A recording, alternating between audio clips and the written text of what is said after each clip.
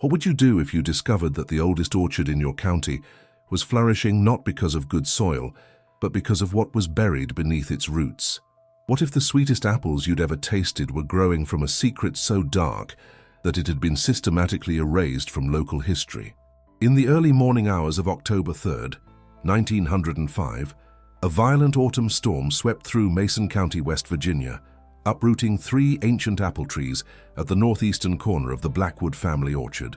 What local farmhands discovered tangled in those massive root systems would lead to the reopening of a case that had puzzled authorities for nearly 30 years and would ultimately reveal a tale of sisterhood, sacrifice, and a generational curse that continues to haunt the region to this day.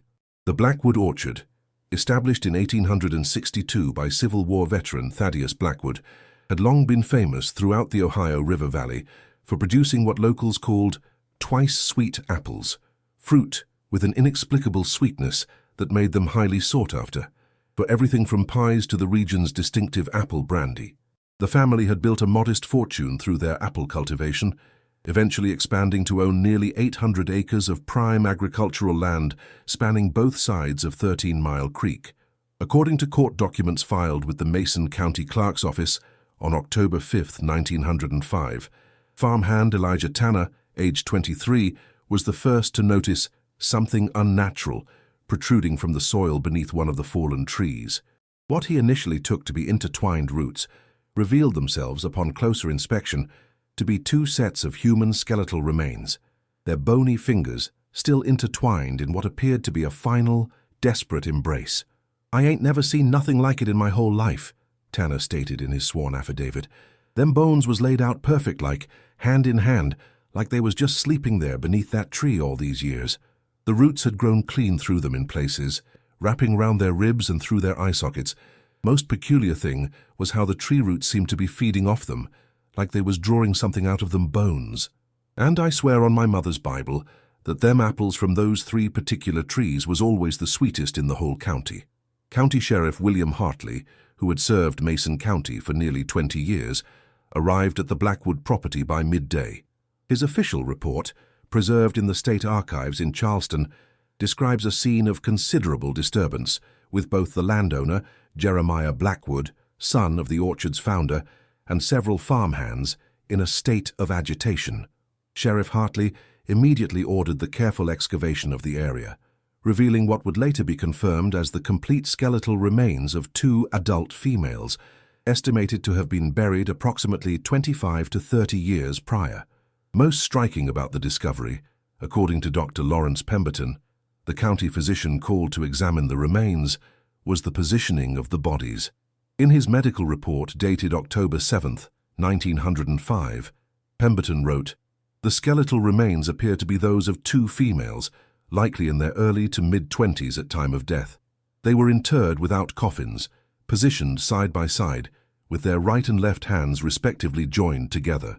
Of particular note are the matching silver rings still present on what would have been the 4th finger of each woman's joined hand, an unusual double band design with an engraved pattern that suggests they may have been crafted specifically as a pair." The discovery immediately captured the attention of authorities, who connected it to one of the county's most perplexing unsolved mysteries, the simultaneous disappearance of the Blackwood twin sisters, Mercy and Faith, in the summer of 1877.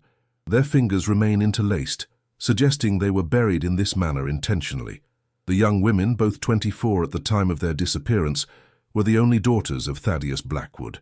Their sudden vanishing had sparked the largest search in county history, but despite efforts that stretched from the Ohio border to the Kanawha Valley, no trace of either sister was ever found, until now. The exhumation of the remains prompted the reopening of the investigation into their disappearance, bringing to light historical records, personal journals, and local folklore that had previously been dismissed as superstition or gossip. What emerged was a narrative far more disturbing than a simple case of foul play. It was a story that would implicate 3 generations of the Blackwood family and unearth a legacy of occult practices that had supposedly been abandoned when the first settlers crossed the Alleghenies. Eliza Montgomery, who had served as a housemaid for the Blackwood family from 1870 until 1882, provided perhaps the most revealing testimony about the sisters and the circumstances surrounding their disappearance. Her sworn statement, given on October 12, 1905, when she was 73 years old, describes the twins as inseparable in a way that went beyond normal sisterly affection. "Those girls weren't like regular folk," Montgomery stated.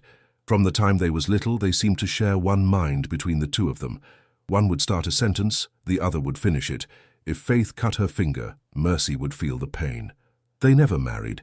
Couldn't bear to be separated even for a day, is what they said. But there was something unnatural about their closeness, something that made the other house staff uncomfortable. The way they'd sometimes speak in unison without meaning to, or how they'd appear in a room without making a sound." Montgomery's testimony also shed light on the sisters' relationship with their father, Thaddeus Blackwood, and his unusual agricultural practices. The master had strange ideas about farming. He kept an old book locked in his study, leather-bound with strange markings on it, that he'd consult before every planting and harvest. I only glimpsed it a few times when cleaning, but the pages I saw had drawings of trees with human parts mixed into the roots and branches. He called it his grafter's guide, and said it had been in his mother's family for generations.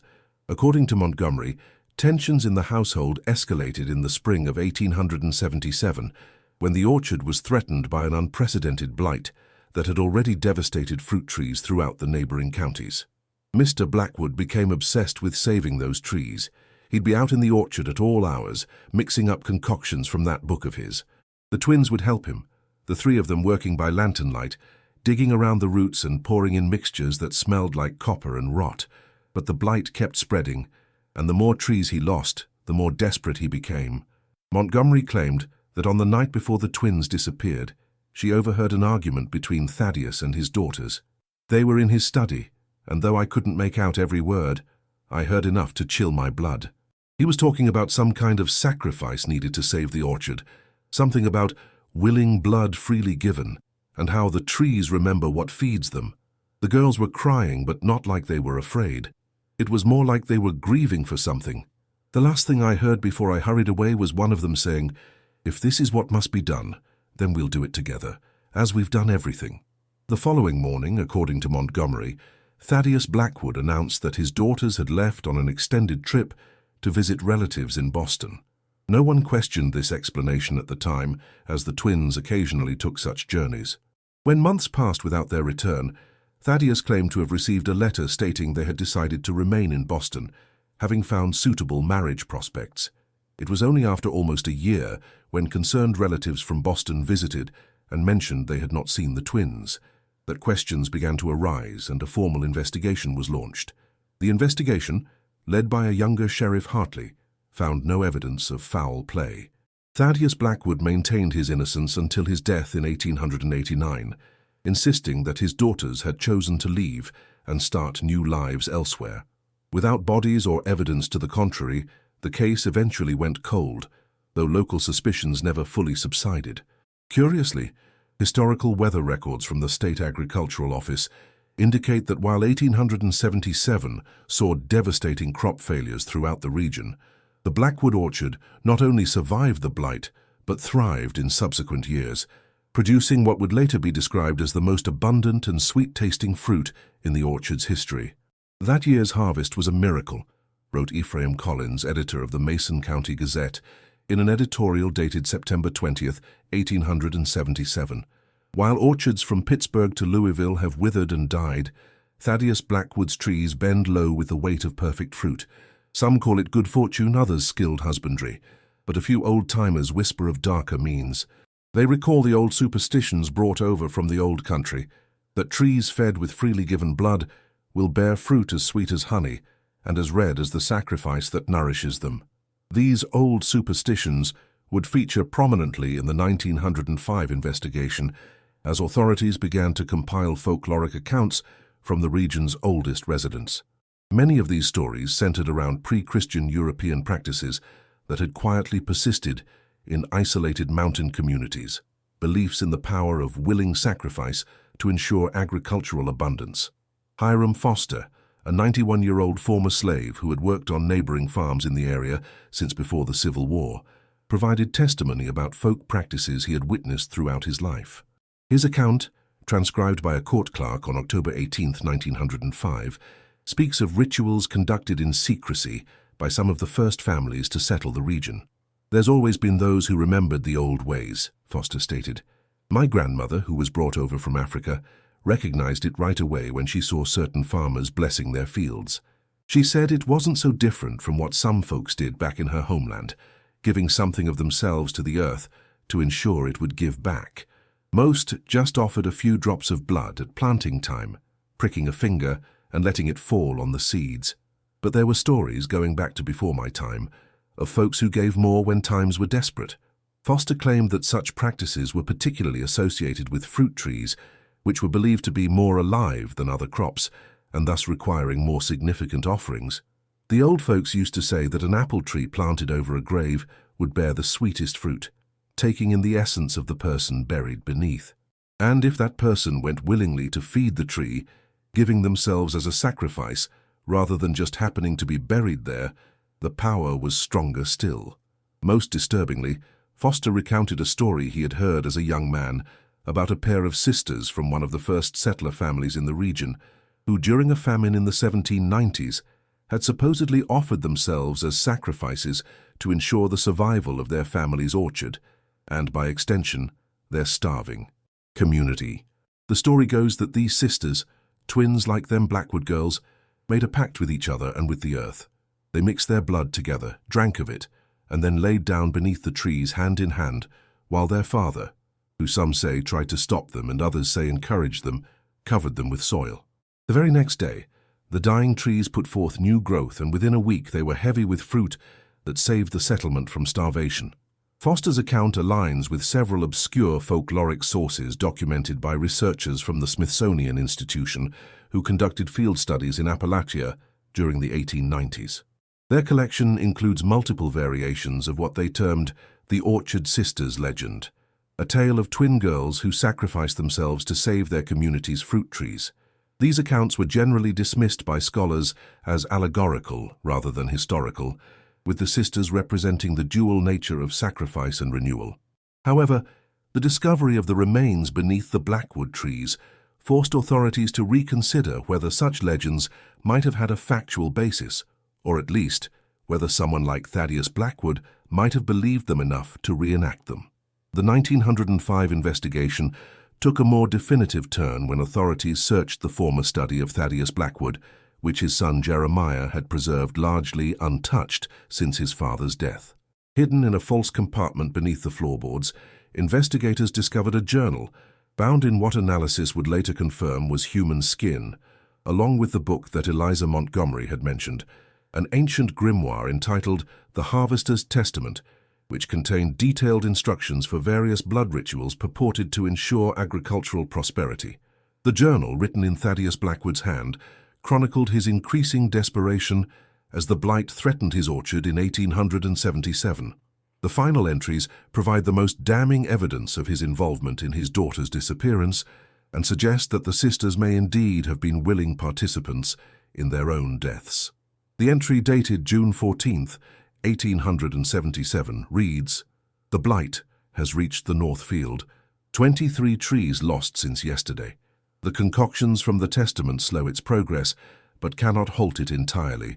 I fear that nothing short of the final grafting will save what remains. I cannot bring myself to suggest it to my daughters, and yet today Mercy asked me directly why I had not spoken of it, saying that she and Faith had already discussed the matter between themselves. How they learned of this most secret ritual, I cannot say. They speak as if they have always known it, as if the knowledge was born in them rather than learned." A subsequent entry, dated June 17th. "Faith and Mercy came to me this evening with a proposal so terrible and so perfect that I find my hand trembling as I record it. They wish to undertake the grafting, not separately, which would restore perhaps half the orchard each, but together, joining their essences, as they have been joined since the womb. They believe this dual sacrifice will not merely save the orchard, but transform it, creating a legacy that will endure for generations. When I protested, they reminded me of our ancestry, of the twin sisters who saved our family's first orchard in the Old World, and whose blood flows in their veins. It is our birthright, Mercy said, and our destiny. The final entry, dated June 21st, the summer solstice, consists of just a few lines. It is done.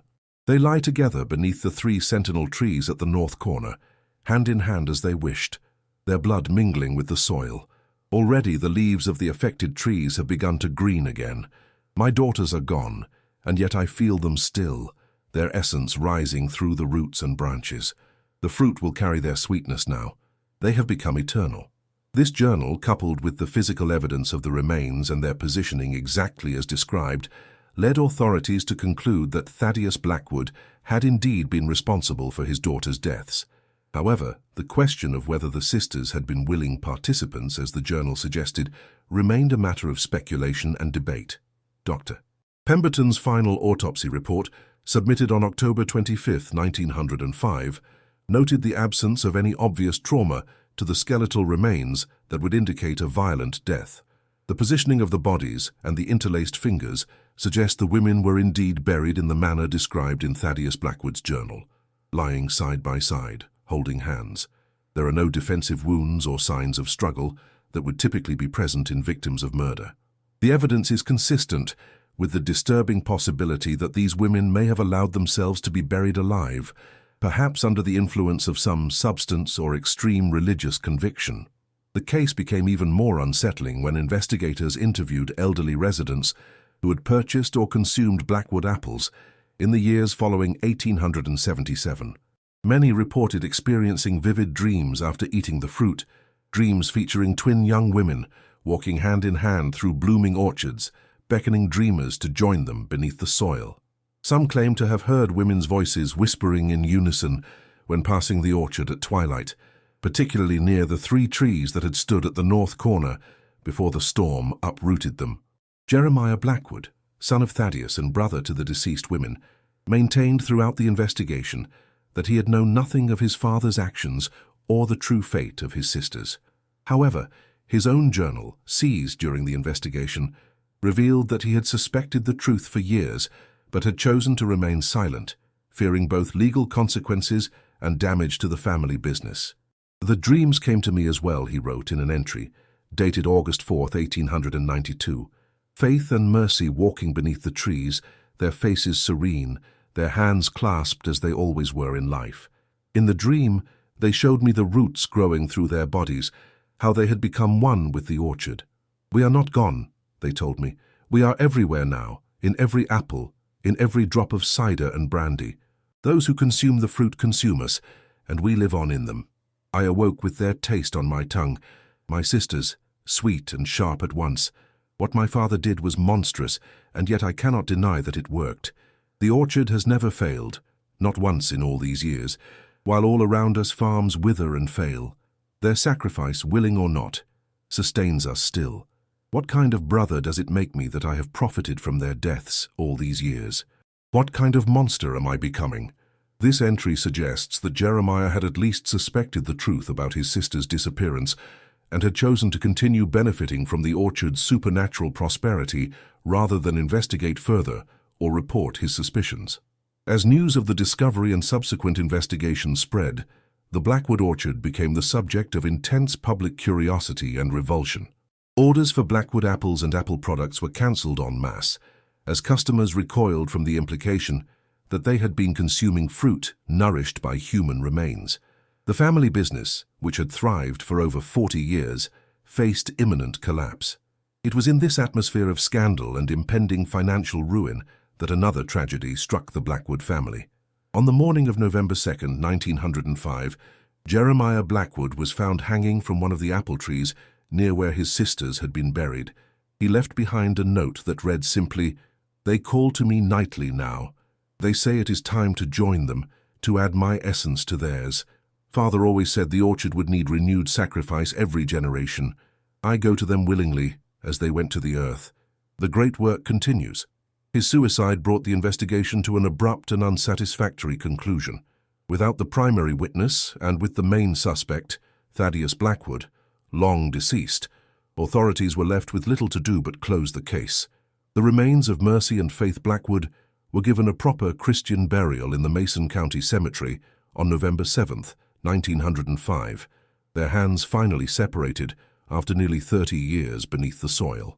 Yet this was not the end of the strange tale of the Blackwood sisters. In the weeks following their reburial, workers at the orchard reported that the remaining trees, hundreds of them spread across the property, began to wither and die despite the mild autumn weather. By spring of 1906, the once thriving orchard was largely dead, with only a handful of trees showing any signs of life.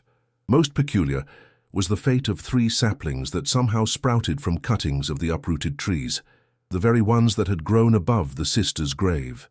These 3 trees, planted by workers before the full horror of the story came to light, not only survived but flourished with unnatural speed, reaching nearly full maturity within a year.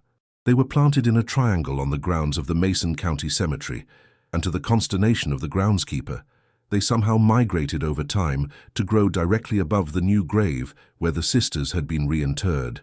"Those trees ain't natural," stated cemetery caretaker William Simmons in an interview with the Mason County Gazette, published on June 10, 1906. "I planted them a good 20 yards from the Blackwood plot, but their roots crawled across the ground like snakes, pulling the whole trees along inch by inch until they stood right over those girls' grave. And now they're bearing fruit already, apples red as blood and twice as sweet as any I've ever tasted. The birds won't touch them, nor will any animal I've seen. It's like they know there's something unnatural about that fruit." Simmons also reported hearing voices in the cemetery at night, 2 female voices speaking in perfect unison, reciting what sounded like an old poem or incantation. Several visitors to the cemetery claimed to have seen twin figures walking among the headstones at dusk, always hand in hand, their faces obscured, but their movements synchronized as if they were a single entity in 2 bodies.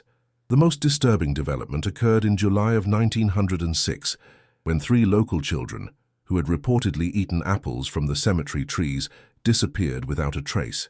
They were last seen playing near the Blackwood grave, and witnesses reported that moments before their disappearance, the children had been holding hands in a circle around one of the apple trees, chanting something in voices that didn't sound like their own. An extensive search of the area, including ground-penetrating examinations of the soil around the trees, found no sign of the missing children. However, in the weeks that followed their disappearance, the trees produced a crop of apples described as unnaturally perfect and sweeter than any candy. Analysis of these fruits by state agricultural experts found them to contain unusual compounds that could not be identified with the scientific methods available at the time.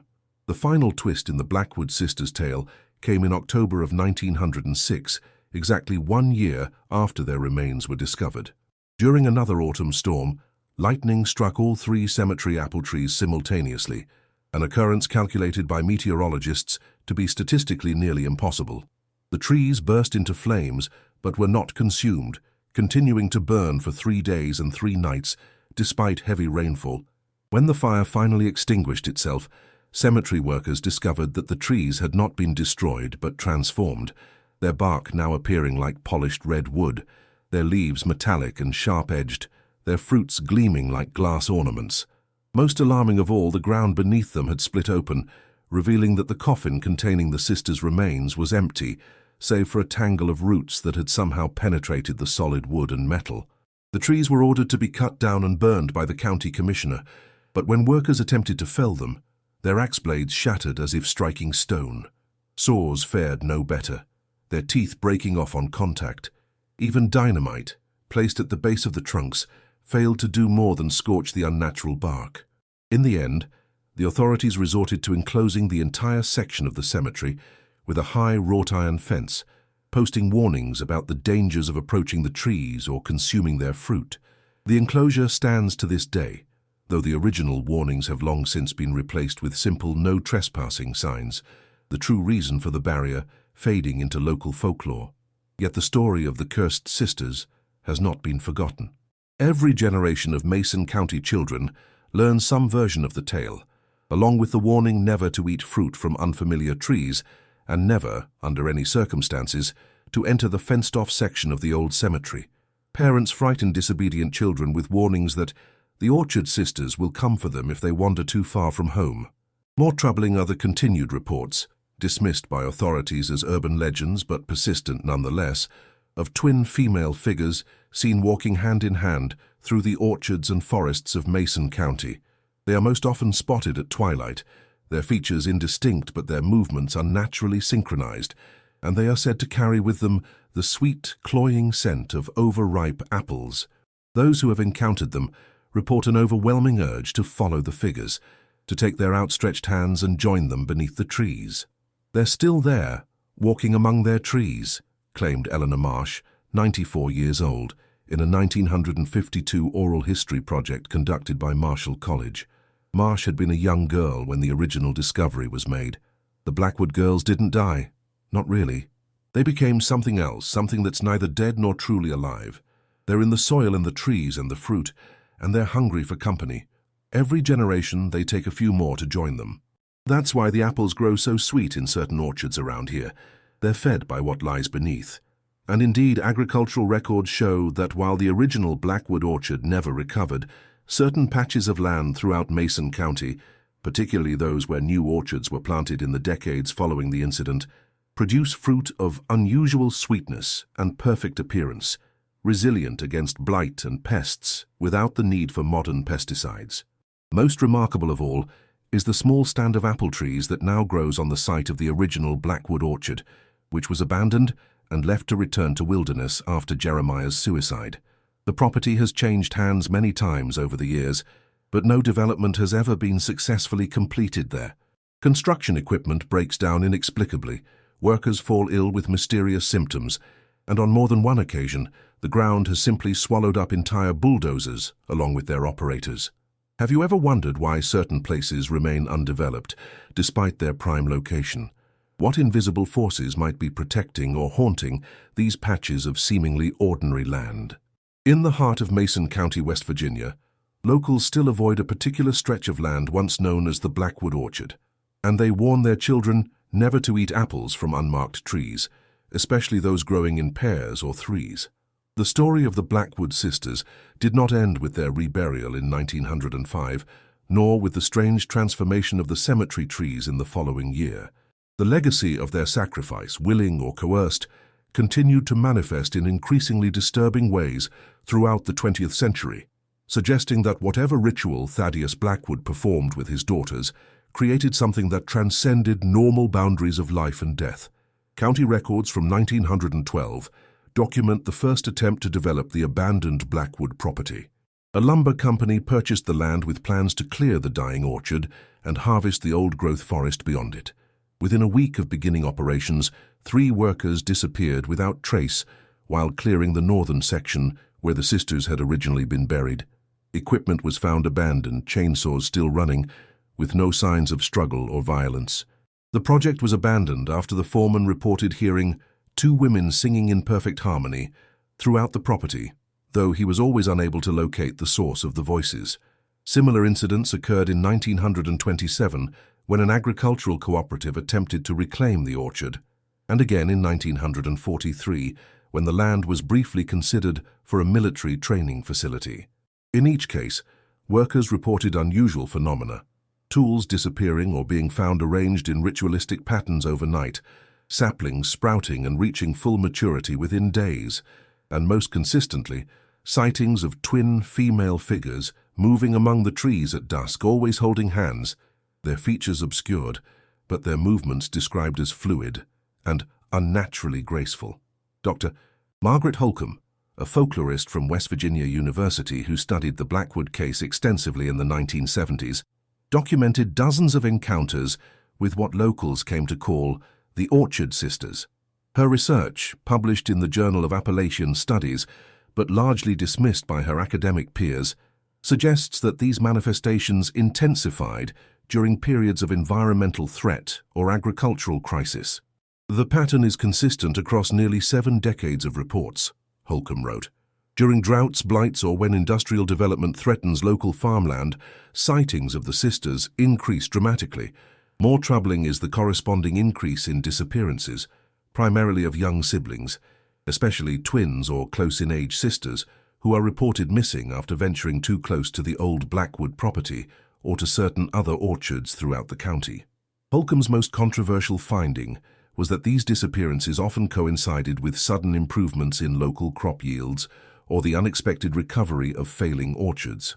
In the drought of 1936, when apple harvests failed throughout the Mid-Atlantic, Mason County produced a record crop, mere weeks after the disappearance of the Thompson sisters, ages 12 and 14, who vanished while picking blackberries near the old Blackwood land.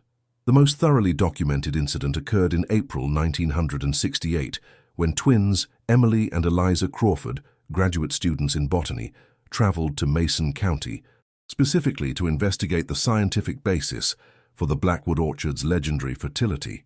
Against the warnings of locals, they set up a research station on the abandoned property, taking soil samples and core samples from the few remaining original trees. Their field notes, recovered when a search party found their abandoned camp 2 weeks after their disappearance, describe finding anomalous mycorrhizal networks in the soil, fungal systems that connected the scattered apple trees in patterns that their preliminary analysis suggested were not random but designed, forming what appears to be a deliberate communication network between specimens. The final entry in their journal, dated April 23rd, reads, "Breakthrough tonight. After consuming a tea made from the bark of the northern sentinel tree, the one locals call Mercy's tree, we both experienced the same vision simultaneously, 2 young women in 19th century dress beckoning to us from among the trees. They spoke to us without moving their lips, explaining that they had seeded the earth with themselves and needed our help to expand the network. They've shown us that what looks like death is really transformation. Tomorrow we'll begin the joining ritual they've taught us. The mycorrhizal networks aren't just connecting the trees, they're connecting generations of willing participants in what the sisters call the Great Grafting. We understand now what needs to be done." The Crawford twins were never found, though search dogs tracked their scent to a clearing where the ground appeared to have been recently disturbed. Ground-penetrating radar revealed no human remains, but instead showed an unusual density of root systems converging at that exact location from trees standing hundreds of yards away. Most disturbing was what happened in the weeks following their disappearance. A severe late frost had threatened to destroy apple crops throughout the Ohio River Valley that spring, with most orchards reporting catastrophic bud kill.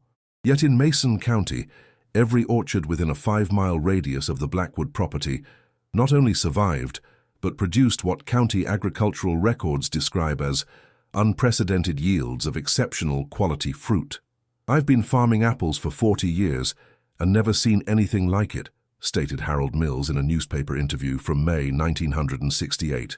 "That frost should have killed every blossom in the county. Instead, it's like the trees got stronger after the cold snap. The apples are coming in bigger and sweeter than I've ever seen, so perfect they almost don't look real. But I won't eat them myself, and I've told my family the same. There's something not right about fruit that thrives when it should die." The Crawford incident prompted the State Department of Natural Resources to fence off the Blackwood property and declare it a hazardous site, though official records are vague about the specific nature of the hazard. Local rumor suggested that soil testing had revealed unidentifiable compounds and radiation patterns that defied scientific explanation. Dr. Holcomb's research was largely forgotten until 1994, when construction of a highway bypass uncovered a mass grave near the southeastern border of the old Blackwood land. Forensic analysis identified remains from at least 27 individuals of varying ages, all buried hand in pairs or small groups. Carbon dating placed the oldest remains at approximately the same period as the Blackwood sisters, with others added periodically through the decades, the most recent dating to just a few years before the discovery. Most unsettling was the condition of these remains. Advanced imaging revealed that each body had been penetrated by a complex network of root-like structures that, under microscopic examination, appeared to be neither fully plant nor fully human tissue, but a hybrid form that forensic botanists could not classify within existing taxonomies. Dr. James Forrester, the lead forensic anthropologist on the case, wrote in his official report, "The root structures appear to have originated from within the bodies themselves, rather than growing inward from surrounding plant life. They extend outward from major joints and the cranial cavity, spreading in patterns consistent with mycorrhizal fungal networks." In effect, these bodies have transformed into what can only be described as human root systems, connected to each other and presumably to the larger root network of the surrounding area. DNA testing, still relatively new at the time, yielded another shock. While most of the remains matched missing persons cases from the surrounding region, across different time periods, the cellular structure had been so fundamentally altered that geneticists described it as human DNA that has been edited and partially merged with plant genetic material. More alarming still, all the remains showed genetic markers linking them to the original Blackwood family lineage, even those individuals known to have no blood relation to the Blackwoods. Whatever process occurred in these bodies, wrote geneticist Dr. Sarah Chen, it appears to have gradually overwritten portions of their original DNA with genetic material consistent with samples taken from the original Blackwood sisters' remains. It's as if their genetic identity was being slowly replaced, making them literal blood relatives, regardless of their origin. The Highway Project was rerouted, the discovery classified by federal authorities, and the land once again sealed off, this time with military-grade security measures and cover stories about environmental contamination. Yet rumors persisted, fueled by occasional leaked photos and testimonies from workers involved in the excavation. Local journalist Michael Pruitt, who has investigated the Blackwood case for over 2 decades, believes the government containment of the site has less to do with public safety and more to do with scientific interest in the unprecedented biological phenomena discovered there. "I've spoken with contractors who worked on the initial excavation," Pruitt stated in a 2020 interview. They described seeing specialized research teams collecting samples from the root systems and the surrounding soil. These weren't just forensic scientists. They included military personnel and representatives from pharmaceutical companies. Whatever's happening in that soil has applications beyond just solving an old murder case. Pruitt's most controversial claim is that fruits grown from soil samples taken from the Blackwood site have been used in classified experiments related to tissue regeneration and genetic modification.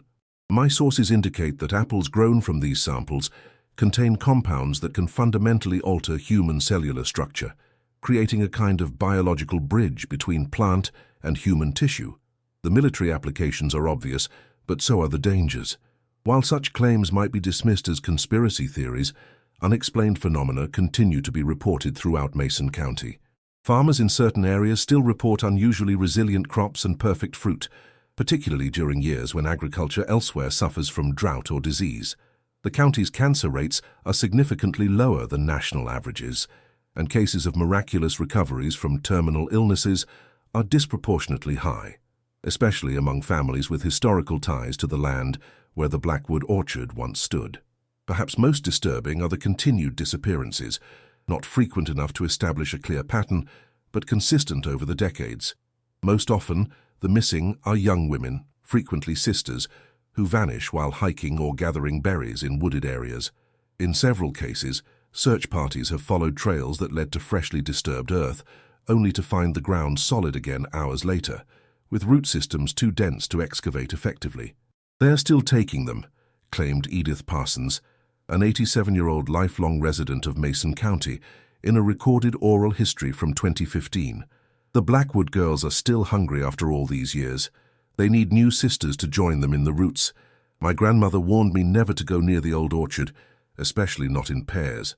They'll take one for hunger and one for company," she used to say. Local law enforcement officially attributes such disappearances to mundane causes, accidents, runaways, or occasionally criminal activity. Yet many officers privately admit to avoiding certain areas of the county, particularly at dusk, and to being troubled by the pattern they observe but cannot officially acknowledge. "I've been sheriff here for 17 years, stated Sheriff Robert Davis in an anonymous interview. "I don't believe in ghosts or curses, but there's something about that old Blackwood land that doesn't follow normal rules. We had a deputy disappear there in 2010, young woman named Jessica Miles. Search dogs tracked her to the middle of an open field and just stopped whining and refusing to go further. The ground-penetrating radar showed something that looked like a tunnel system beneath the surface, but when we brought in excavation equipment, we hit solid bedrock just a few feet down, bedrock that geological surveys confirmed shouldn't have been there.